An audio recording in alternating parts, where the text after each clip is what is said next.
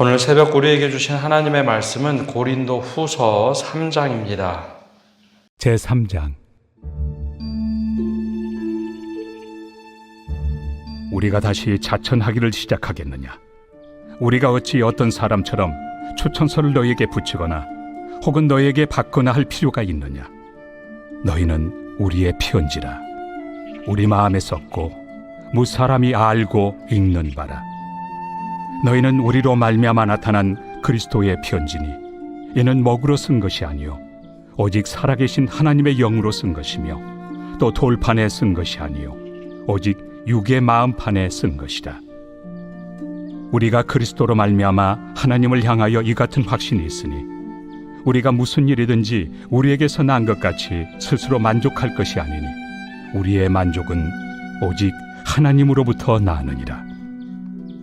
그가 또한 우리를 새 언약의 일꾼 되기에 만족하게 하셨으니 율법 초문으로 하지 아니하고 오직 영으로 함이니 율법 초문은 죽이는 것이요 영은 살리는 것이니라. 돌에 써서 새긴 죽게 하는 율법 초문의 직분도 영광이 있어 이스라엘 자손들은 모세 얼굴에 없어질 영광 때문에도 그 얼굴을 주목하지 못하였거든. 하물며 영의 직분은 더욱 영광이 있지 아니하겠느냐? 정죄의 직분도 영광이 있은즉 의의 직분은 영광이 더욱 넘치리라. 영광 되었던 것이 더 큰 영광으로 말미암아 이에 영광 될 것이 없으나 없어질 것도 영광으로 말미암았은즉 길이 있을 것은 더욱 영광 가운데 있느니라. 우리가 이 같은 소망이 있으므로 담대히 말하노니 우리는 모세가 이스라엘 자손들에게 장차 없어질 것의 결국을 주목하지 못하게 하려고 수건을 그 얼굴에 쓴 것 같이 아니하노라. 그러나 그들의 마음이 완고하여 오늘까지도 구약을 읽을 때 그 수건이 벗겨지지 아니하고 있으니 그 수건은 그리스도 안에서 없어질 것이라.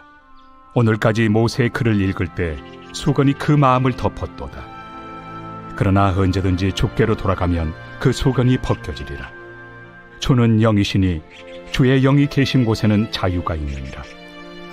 우리가 다 수건을 벗은 얼굴로 거울을 보는 것 같이 주의 영광을 보면 그와 같은 형상으로 변화하여 영광에서 영광에 이르니 곧 주의 영으로 말미암음이니라. 새벽에도 하나님의 은혜와 평강이 함께하기를 축복합니다. 오늘 말씀은 직관적으로 딱 보기에 좀 어려운 내용들이 많습니다. 이게 도대체 무슨 이야기를 하는가 하는 내용이 좀 있습니다. 어제 이어서 사도 바울은 1절에서 3절까지는 자기 변호에 대한 이야기입니다. 어제 말씀드린 것처럼 사도 바울이 고린도 교회에 두 번째 방문할 때 큰 비난과 모욕을 받게 됩니다. 근데 원래 이 고린도 전서를 보면 사도 바울이 저 유럽 쪽, 즉 마게도냐 지역에 있는 빌립보를 통해서 고린도 지역을 방문하겠다라는 여행 계획을 밝히죠. 그런데 이 고린도 교회의 상황이 좀 너무 좋지 않아서 그 약속을 깨고 그 에베소에서 직접 고린도 지역에 방문을 합니다. 디모데와 함께 방문을 하고 말씀을 전하게 됩니다. 근데 바로 이제 그때 고린도 교회에 바울을 반대하던 이들이 큰 분란을 일으키죠. 그래서 바울이 온전히 다 말씀을 전하기도 전에 그 자리를 떠나게 됩니다. 근데 이때 이제 몇 명의 소동을 일으켰는데 문제는 교회 전체가 그 소동에 빠집니다. 누구 하나 말릴 사람 없이 큰 분란이 나죠. 그래서 바울이 다시 에베소로 돌아오게 됩니다. 그때 여러 가지 비난을 받게 되는데 성경을 보면 이런 비난이 도대체 어디 있을까라고 생각이 되는데 고린도 전서에 파편적으로 나왔던 말씀 그리고 특별히 고린도 후서에 보면 사도 바울이 계속 변론하는 이야기들이 있습니다.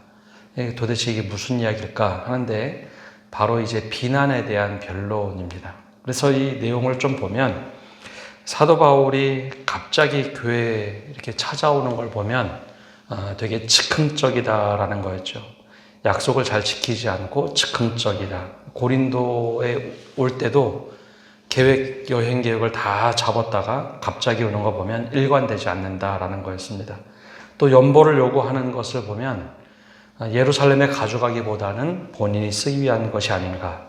또 음식에 대한 문제, 결혼의 문제들을 이야기할 때 보면 사도 바울이 좀 단호하게 이야기하는 것이 있습니다. 그래서 그런 것을 보고 권위적이다라고 오해를 하기도 했고, 또 예수 믿지 않는 사람들에 대한 잘못된 문제들을 이야기할 때 사도 바울은 고린도 교회 내에 있는 이런 문제들, 음행이나 또 음식의 문제, 이런 문제들이 생겼을 때 그들을 조심하라, 그들을 멀리하라 라고 했는데, 이것을 좀 오해해서 예수 믿지 않는 사람들과 단절하면서 살으려고 하는구나 라고 하는 수많은 비난이 있었죠. 그 중에 결정적인 것 하나가 사도직에 대한 비난이었습니다.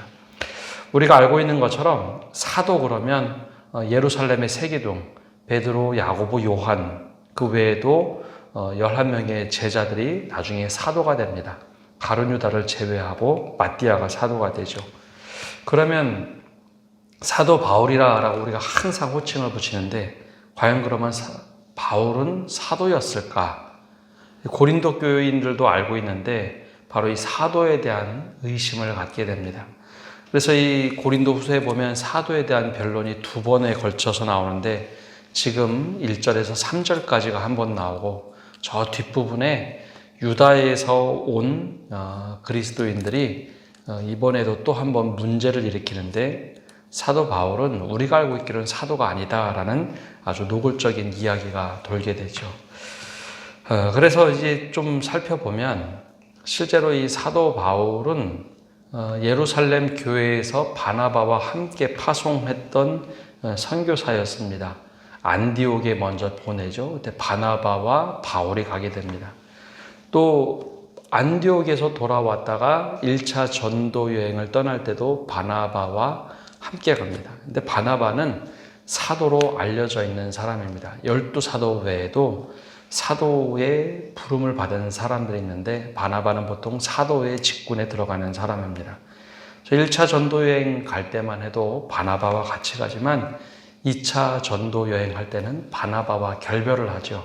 그래서 바나바는 누가를 데리고 하고, 마가 요한을 데리고 가고, 바울은 실라를 데려가게 됩니다. 이때 갈라져 갈 때 이제 바나바의 사도성을 그럼 과연 사도 바울이 가지고 있느냐? 우리는 그렇게 인정하지 못하겠다라는 거였습니다. 또 한 가지는 이제 보통 지금도 그런 문화가 있는데요. 바울도 그렇게 많이 했고, 어느 지역에 갈 때 사도 바울이 종종 추천장을 써줍니다. 그래서 로마서 뒤에나 고린도 전서 뒤에도 보면 이 사람들을 존중해 주어라. 내가 이 사람들을 보내노니, 내가 이 사람들을 천거하노니 하면서 추천서를 써줍니다. 지금도 이 추천서 문화가 있죠. 내가 이 사람을 보낼 테니까 이 사람을 잘 좀 봐주십시오 하면서 추천서를 씁니다. 예루살렘 교회도 여러 교회로 사람들을 파송할 때 추천서를 써주곤 했습니다. 내가 우리가 이 사람을 보낸다. 그러니 이 사람을 존귀히 여겨라. 그런데 사도 바울이 고린도 지역에 들어올 땐 우리가 알고 있는 것처럼 아테네를 통해서 고린도 지역에 들어와 복음을 전하게 됩니다. 브리스길라와 아굴라를 만나게 되고 디도 유스도를 만나서 복음을 전하게 되죠. 근데 사도 바울은 이 당시에 추천서 같은 것을 가지고 다니지도 않았고, 스스로 하나님께서 만삭되지 못해서 나를 택하신 사도라고 불렀습니다. 그래서 이 추천서가 없는 상황에 이제 추천서도 없고 사도도 아닌 사람이다라는 비난을 하게 되죠. 그래서 1절에서 3절까지 바로 이런 이야기를 합니다. 1절에 보면 이렇게 말을 하죠. 우리가 다시 자천하기를 시작하겠느냐?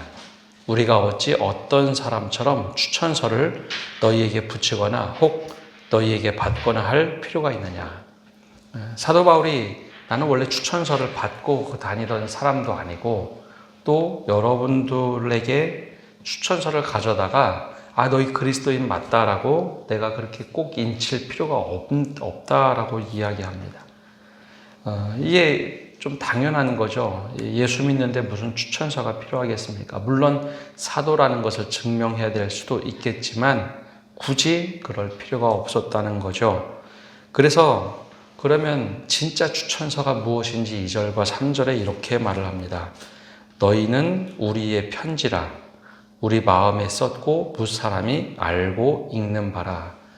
고린도 교인들 중에 사도 바울이 추천서가 없었기 때문에 우리도 추천해주지 못하는 그런 거 아니냐라고 할 때 사도 바울이 진정한 추천서가 도대체 무엇이냐. 여러분 추천서를 저도 종종 이제 쓰게 되는데요. 추천서를 쓰면 이 사람이 어떻게 살아왔고 이 사람이 그 직무에 맞는지 이 사람이 어떤 역할을 할 수 있는지 지금의 교회에서의 활동 그리고 그곳에 가서 어떻게 어떤 태도로 살 것인가 그렇게 추천서를 씁니다.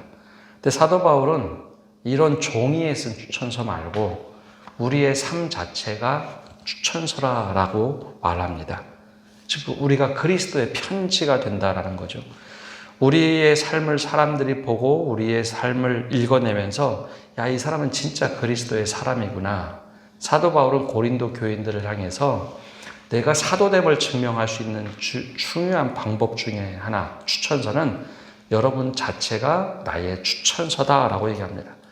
내가 사도로 부르심을 받아 복음을 전했을 때 여러분들이 복음을 듣고 여러분들이 변화된 삶을 사는 것, 여러분 삶 자체가 그리스도의 편지, 즉 추천서라고 말을 합니다.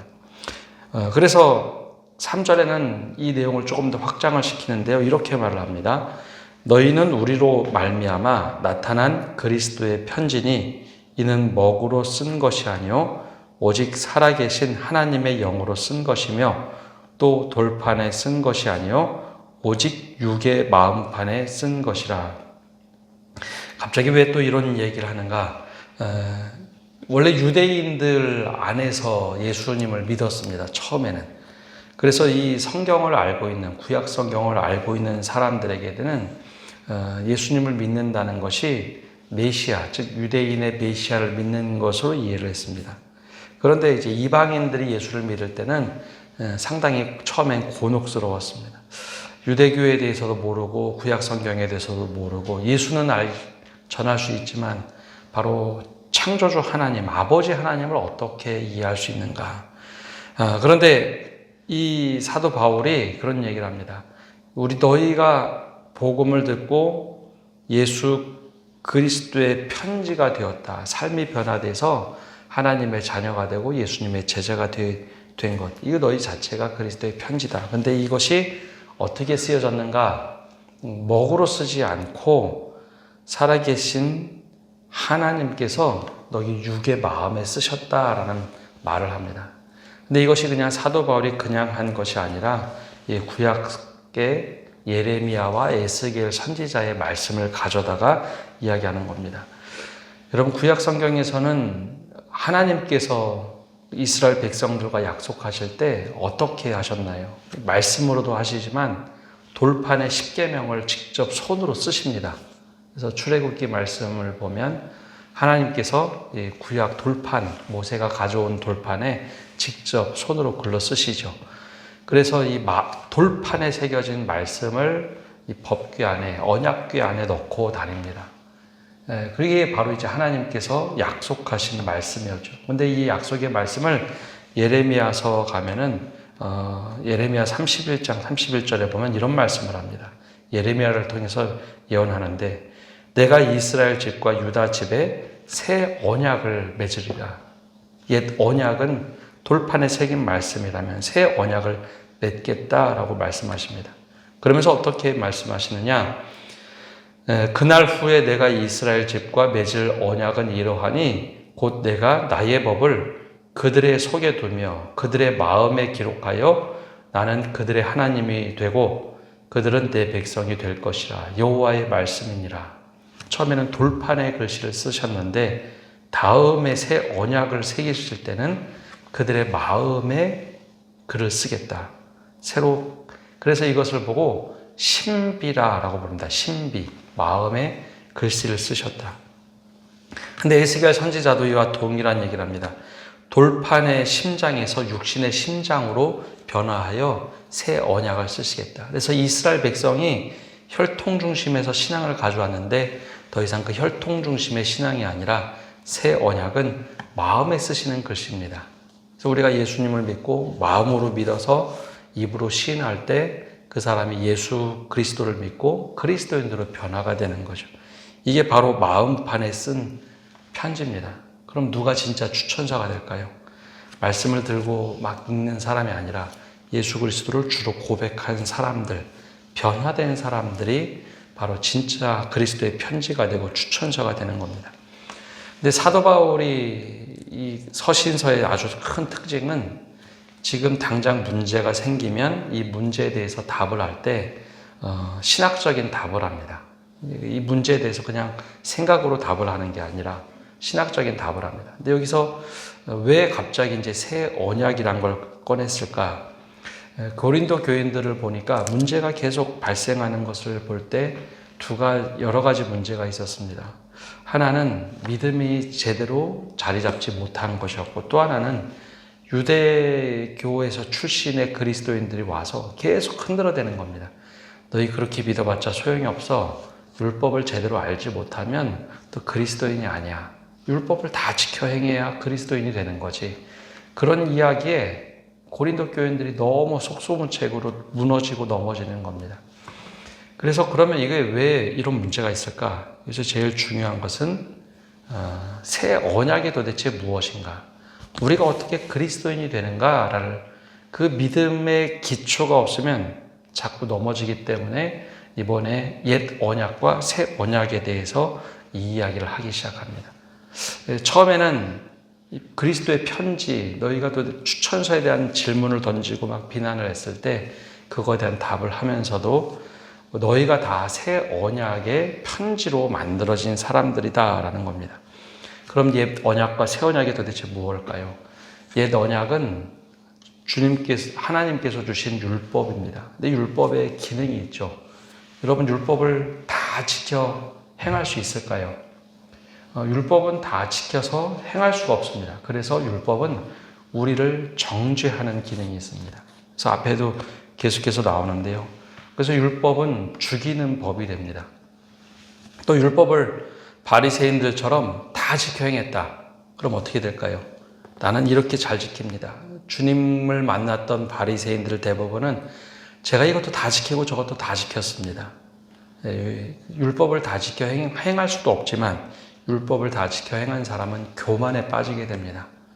하나님 없어도요, 율법을 다 지키면 그 사람이 의인이 돼버린다라고 생각을 하죠. 그래서 스스로 교만에 빠져서 스스로 또 정죄를 당하게 되는 것이 옛 언약, 즉 율법의 기능입니다. 근데 새 언약은 좀 다릅니다. 새 언약은 살리는 영입니다. 율법의 조문이 아니라 은혜의 법이죠. 그래서 새 언약은 살리는 영입니다. 다 내가 지키지 못했어도 예수 그리스도를 믿으면 그 은혜로 구원을 받는다. 살리는 영이 되죠. 그리고 옛 언약은 돌판에 써서 우리에게 주신 율법의 조문입니다. 근데 율법의 조문이라도 이게 그냥 하나님 율법 잘못된 것 그렇게 우리에게 주신 것이 아니라 율법 또한 굉장한 영광의 법입니다. 그래서 모세가 율법을 받고 올 때 그 영광이 막 드러나죠. 그래서 출애굽기를 보면 또 그리고 민수기를 보면 그 모세가 율법을 받고 내려올 때 사람들이 모세의 얼굴을 쳐다보지 못합니다. 율법을 받고 내려오는 것 자체에 하나님의 영광이 임해서 얼굴에서 빛이 나죠. 그래서 사람들이 두건으로 모세의 얼굴을 감쌉니다. 얼굴을 보지 못하니까요. 그래서 모세가 스스로 영광의 빛을 가리죠.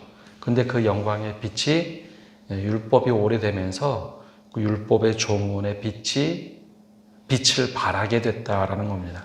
사람을 살리는 것인 줄 알았는데 사람을 정죄하고 죽이더라라는 거죠. 근데 하나님께서 주신 새 언약은 사람을 살리는 것이요, 오히려 그 영광의 빛이 계속해서 비치고 있다라는 것이 계속해서 5절부터 계속해서 이어져 가는 말씀입니다.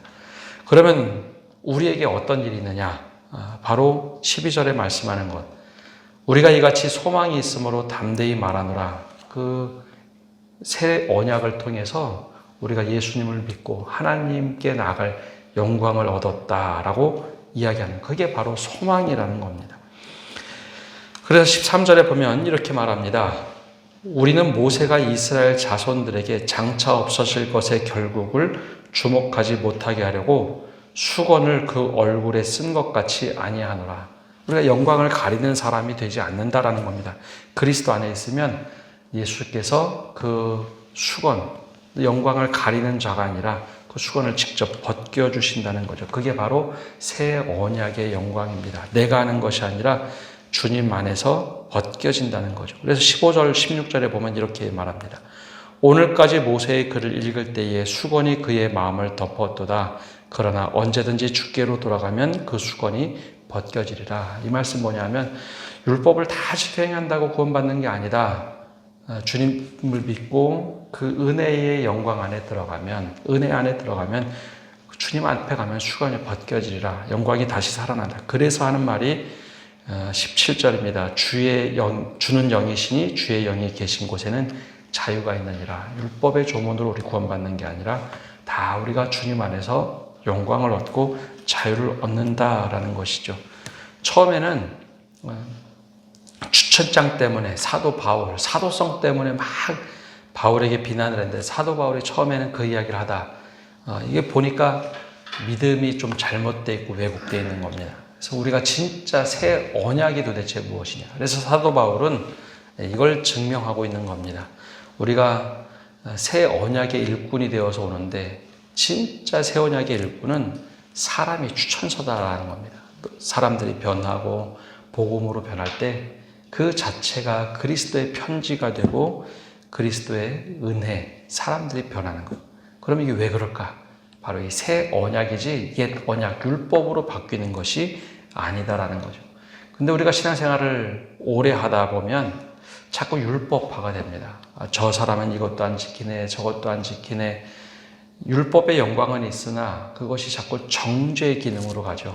근데 그러지 않고 그리스도가 있는 곳에는 자유함이 있고 그리스도의 영이 계신 곳에는 살리는 영이 있다는 것, 우리가 이걸 잊지 말고 주님 우리를 정말 자유롭게 하시는군요. 주님의 은혜로 주님의 영으로 살리는 영이라는 것을 우리가 잊지 않고 정죄가 아니라 어떻게 하면 사람을 살릴 것인가, 어떻게 하면 믿음 안에서 자유를 누릴 것인가, 거기에 집중을 해야 합니다. 오늘도 정말 이 말씀을 붙잡고 주님 우리가 그리스도의 편지가 되게 해주십시오. 우리가 변화되고 그리스도의 영광을 드러내는 사람, 그리고 그리스도의 영이 있는 곳에 자유함이 있도록 은혜를 끼치고 생명을 끼치는 사람이 되게 해주십시오. 우리가 이 고백을 가지고 살아가는 성도 여러분 되시기를 바랍니다. 기도하겠습니다. 주님, 오늘도 주님 앞에 나와서 말씀을 듣고 나갑니다. 주님, 이 말씀이 우리 안에 떨어져서 우리가 먼저 주님 말씀에 사로잡힌 사람이 되게 하여 주옵소서. 사도 바울을 공격했던 그 공격에 대한 비난을 가지고 다시 사도 바울이 해명을 하면서 우리 자체가 그리스도의 편지가 되고 그리스도의 추천서가 되고 있음을 증명을 하고 있습니다. 우리가 어디를 가든지 하나님의 추천서가 되고 또 예수 그리스도의 편지가 되어서 우리 변화된 삶을 통하여 사람들이 우리를 보고 우리를 읽고 예수 그리스도가 살아계심을, 하나님이 살아계심을 느끼고 깨닫게 하여 주시옵소서. 또한 우리가 율법의 조문으로 사람을 정죄하고 사람을 판단하는 것이 아니라 우리가 새 언약으로 우리가 살리는 영으로 또 생명을 주는 영으로 또 더 나아가서 우리 안에 그리스도의 영이 계신 곳에 자유함이 있다고 하신 그 말씀을 붙잡고 살아갈 때에 우리가 선한 영향력을 끼치는 저희 한 사람 한 사람 되도록 축복하여 주옵소서. 오늘 하루도 모든 것을 주님께 맡겨드리며 예수님의 이름으로 기도합니다. 아멘.